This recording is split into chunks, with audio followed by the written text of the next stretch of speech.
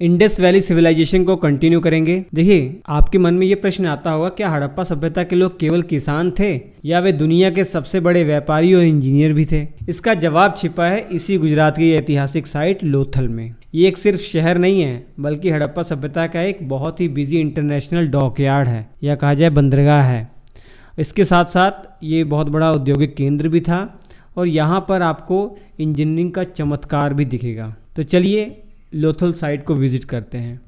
सबसे पहला तो प्रश्न तो यही है कि इसका लोकेशन और इसकी डिस्कवरी कब हुई थी, किसके द्वारा हुई थी। लोथल कहाँ पर है? तो देखिए, गुजरात में है। गुजरात में भोगवा नदी के किनारे है। भोगवा नदी खुद साबरमती नदी की एक सहायक नदी है।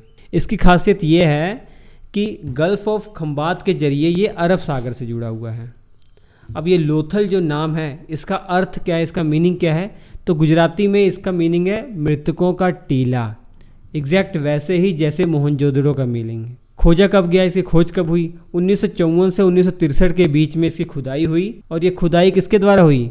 एक बहुत ही फेमस RS राव जी के द्वारा हुई। अब लोथल की खासियत मैंने बताई, डॉकयार्ड। तो ये दुनिया का सबसे आर्टिफिशियल डॉकयार्ड है लोथल में। संरचना अगर देखेंगे, स्ट्रक्चर इसका, ये एक ट्रेपेजोइडल आकार का है और विशाल बेसिन है, पक्की हुई ईंटों से ये बना हुआ है पूरा। बहुत ही उन्नत इंजीनियरिंग यहाँ देखने को मिलती है। यहाँ पर आपको स्लुइस गेट देखने को मिलेगा, जब ज्वार के समय पानी इसी के साथ अंदर आता है।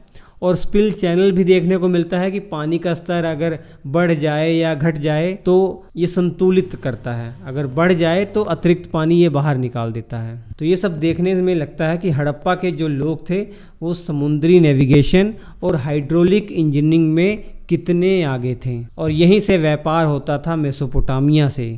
अब यहाँ नगर नियोजन देखते हैं। देखिए, लोथल में जो सिटाडेल है और जो लोअर टाउन है, दोनों एक ही किलेबंदी के अंदर बंद हैं। जबकि हड़प्पा और मोहनजोदड़ो में आपने देखा था दोनों भाग अलग अलग थे ना, दोनों की अलग अलग से किलेबंदी की गई थी। लेकिन यहाँ पर ऐसा नहीं है, ये दोनों एक ही किलेबंदी के अंदर हैं। जो सिटाडेल है, दुर्ग, यहाँ शासक और प्रशासनिक वर्ग के लोग रहते थे।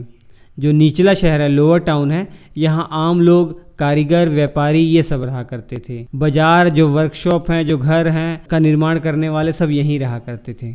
व्यापार और औद्योगिक केंद्र में कैसे लोथल आगे था वो समझते हैं। देखिए, लोथल को हड़प्पा का मैनचेस्टर कहा जाता है। ऐसा क्यों? कई कारण हैं। जैसे चावल की खेती के साक्ष्य यहाँ मिले हैं। लोथल और रंगपुर में चावल की भूसी के साक्ष्य मिले हैं। इसके अलावा मनके बनाने की जो फैक्ट्री है वो भी यहाँ पाई गई है, वो भी यहाँ के लिए बहुत प्रसिद्ध है। मेसोपोटामिया में भी इन मनकों की बहुत मांग होती थी, तो यहाँ से भेजा जाता था। इसके अलावा कॉपर वर्क के लिए वर्कशॉप और भट्टियाँ भी हैं, जहाँ पर तांबे के औजार बनाए जाते थे। अंतर्राष्ट्रीय व्यापार के भी सबूत यहाँ मिले हैं। जैसे एक सील पाई गई जो जिसे पर्शियन गल्फ सील कहा जाता है। ये गोल बटन जैसी मोहर है, फारस की खाड़ी से व्यापार का प्रमाण ये देती है। इसके अलावा मेसोपोटामिया के ग्रंथों में मेलूहा से कपास, मनके, लकड़ी के आयात का उल्लेख किया गया है, और ये मेलूहा जो शब्द है सिंधु घाटी क्षेत्र को ही बताता है। कुछ अन्य इम्पोर्टेंट चीज़ें लोथल साइट के बारे में, जैसे यहाँ युगल शवाधान के साक्ष्य मिले हैं। एक ही कब्र में पुरुष और महिला दोनों के साक्ष्य मिले हैं, दोनों को दफनाए जाने के साक्ष्य मिले हैं। कुछ इतिहासकार तो इसे प्रारंभिक सती प्रथा जैसा मानते थे, लेकिन ये डिबेट का विषय है। इसके अलावा कालीबंगा की तरह यहाँ भी धार्मिक अनुष्ठानों के सबूत मिले हैं, जैसे ये अग्नि वेदिकाएँ यहाँ मिली हैं। इसके अलावा मृदभांडों पर चित्रकारी की गई है, जो मिट्टी के बर्तन हैं उस पर चित्रकारी की गई है, और ऐसा लगता है कि किसी कहानी को बताने का प्रयास किया गया है, जैसे प्यासा कौआ या चालाक लोमड़ी जैसी जो कहानियां हैं वो चित्र के माध्यम से बताने का प्रयास किया गया है। यहाँ टेराकोटा मॉडल्स भी पाए गए हैं, जो पकी हुई मिट्टी के जो खिलौने हैं, जहाज जैसे मॉडल है, घोड़े का मॉडल जो मिट्टी का बना हुआ है, पकी हुई मिट्टी का, ये सब पाए गए हैं। और प्राचीन शतरंज के भी साक्ष्य मिलते हैं यहाँ पर। यहाँ एक शतरंज जैसा खेल बोर्ड मिला है जो वहाँ के लोगों का मनोरंजन का साधन हुआ करता था। तो ये था लोथल, जो एक बहुत इम्पोर्टेंट साइट थी। ये हड़प्पा सभ्यता की व्यापारिक समझ, इंजीनियरिंग प्रतिभा और वैश्विक सोच को दर्शाती है। आज के इस वीडियो में इतना ही। Thank you.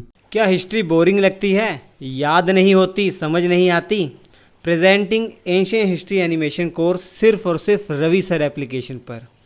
जिसे डिज़ाइन किया गया है रवि सर द्वारा, जिनके पढ़ाने का तरीका है पूरी तरह विजुअल और टू द पॉइंट। ना मोटी किताबें ना रट्टा, बस समझो और याद रखो। यूपीएससी, स्टेट पीएससी, एसएससी जैसे हर एग्जाम के लिए बिल्कुल सही, हर टॉपिक डायरेक्ट एग्जाम पॉइंट पर। 30 जून तक पूरा कोर्स कंप्लीट हो जाएगा। ऑलरेडी कई स्टूडेंट ने ज्वाइन कर लिया है। आप कब जुड़ रहे हैं? हिस्ट्री को फील करो, समझो और क्रैक करो। अभी डाउनलोड करो रवि सर एप्लीकेशन और एंशिएंट इंडियन हिस्ट्री को मूवी की तरह सीखो। Thank you.